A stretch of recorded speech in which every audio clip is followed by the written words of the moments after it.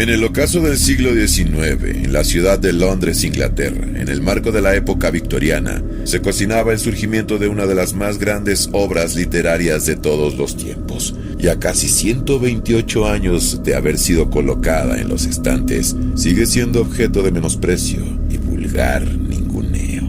A lo largo de todo este tiempo, Drácula de Bram Stoker se ha enfrentado a múltiples detractores, ubicados en diversos sectores de la Transmedia, de manera ideológica y echando mano de las épocas. Ha recorrido cualquier tipo de rellano temporal que, aunque llegó a catapultarla, también ha intentado hundirla y desvirtuarla desde esos oasis de los que emergen las conceptuales adaptaciones que ha tenido que sufrir su original historia. Una de ellas, probablemente la más significativa de todas, sea tal vez la que aparentemente le otorgó ese titánico escaparate universal, pero que en realidad, muy probablemente, es la que más daño le ha causado.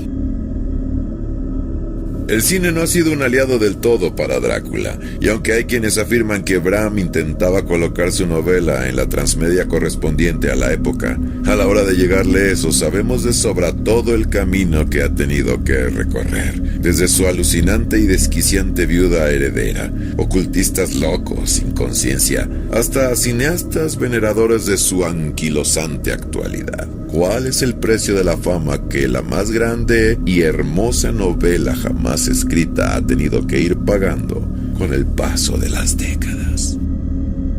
¿Acaso la manera en cómo su esencia ha tenido que irse descomponiendo es eso mismo lo que hoy la mantiene vigente? ¿Acaso esa es la pesadilla que deambula en el lívido sueño de su ataúd? En 1922, Nosferatu de Murnau le asestó un terrible y temible golpe de realidad.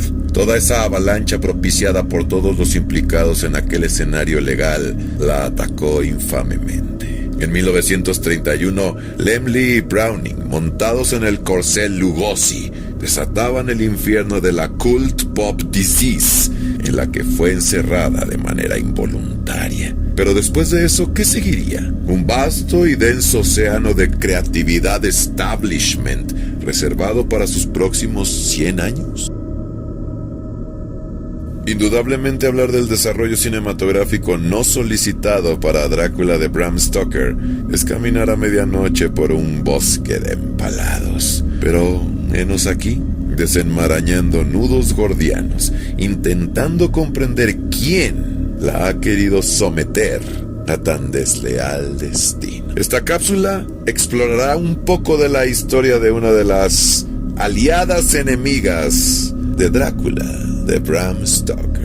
Nos referimos a la hoy ínfima Hammer Film Productions, quien con sus múltiples adaptaciones cinematográficas otorga esa reinvención corrosiva a la narrativa original de Bram y a su vez le otorga más terreno en la cultura pop actual.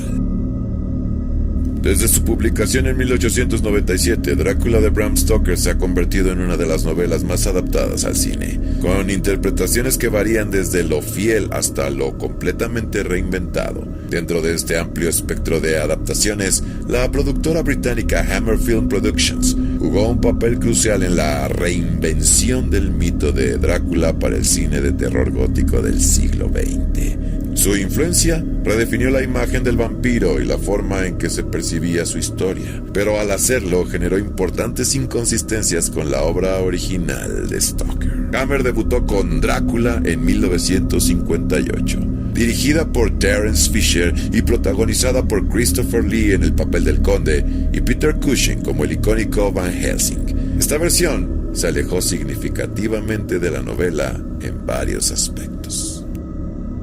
A diferencia de la novela, donde Drácula es una figura cadavérica y grotesca, Hammer lo transformó en un villano seductor y elegante. La interpretación de Christopher Lee presentó un vampiro con una intensa presencia sexual, una mirada hipnótica y un dominio absoluto sobre sus víctimas femeninas. Este cambio, aunque efectivo para el cine de terror de la época, alteró la percepción del personaje y diluyó su esencia demoníaca y repulsiva en las páginas. La versión de Hammer eliminó elementos clave de la historia original, como la travesía de Jonathan Harker al castillo de Drácula, el uso extenso de diarios y cartas para narrar los eventos y la presencia de varios personajes importantes como Quincy P. Morris y Arthur Holmwood. En su lugar, la película simplificó la trama y la convirtió en una cacería más directa entre Drácula y Van Helsing, dejando de lado la complejidad de la lucha colectiva contra el vampiro.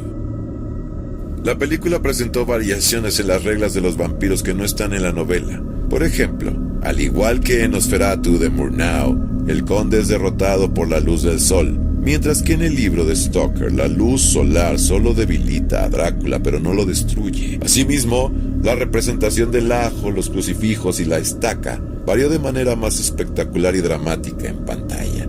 Hammer Films produjo numerosas secuelas como Drácula, Prince of Darkness en 1966 y Scars of Dracula en 1970, las cuales fueron alejándose cada vez más de la historia original. Estas películas añadieron elementos nunca mencionados en la novela, como rituales satánicos, nuevas capacidades del vampiro y explicaciones arbitrarias para su resurrección, convirtiendo a Drácula en una figura más fantástica y menos ligada a sus raíces literarias.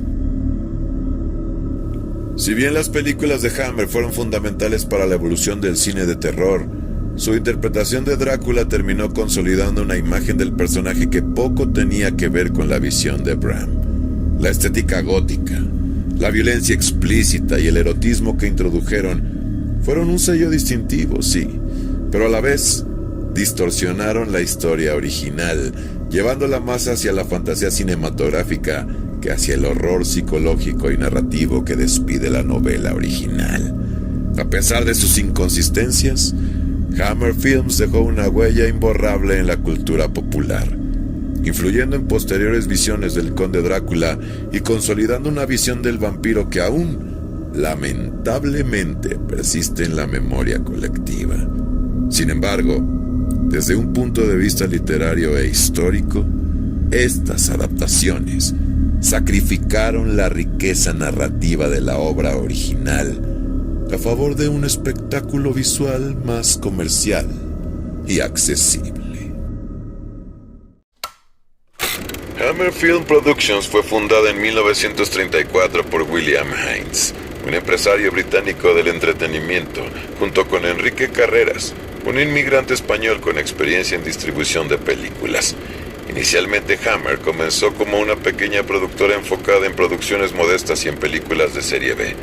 Sin embargo, debido a dificultades financieras, la compañía se vio obligada a cesar actividades temporalmente. En 1947 la compañía resurgió con el hijo de Carreras, James Carreras, al frente.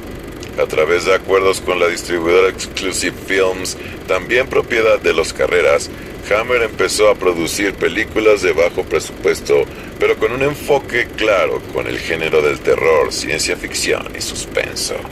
El verdadero éxito llegó en los años 50 con la asociación a Universal Pictures, lo que permitió a Hammer rehacer clásicos del terror con un nuevo estilo visual y narrativo. En 1957, The Curse of Frankenstein marcó el inicio de la era dorada de la productora, seguida por Drácula en 1958. Estas películas establecieron el sello distintivo de Hammer: terror gótico, colores vibrantes, violencia gráfica y un fuerte contenido erótico, elementos que renovaron el cine de terror. Durante los años 60 y 70, Hammer amplió su repertorio con secuelas de Drácula, Frankenstein y nuevas propuestas como The Mummy en 1959 y The Devil Rides Out de 1968. Sin embargo, con el auge del cine de terror moderno en los años 70 y la competencia de producciones estadounidenses más innovadoras, Hammer entró en decadencia. A finales de los años 70, la compañía dejó de producir películas, aunque su legado perduró. Y en 2007, Hammer resurgió con nuevas producciones, como Let Me In en 2010 y The Woman in Black en 2012, manteniendo vivo su legado en el cine del terror.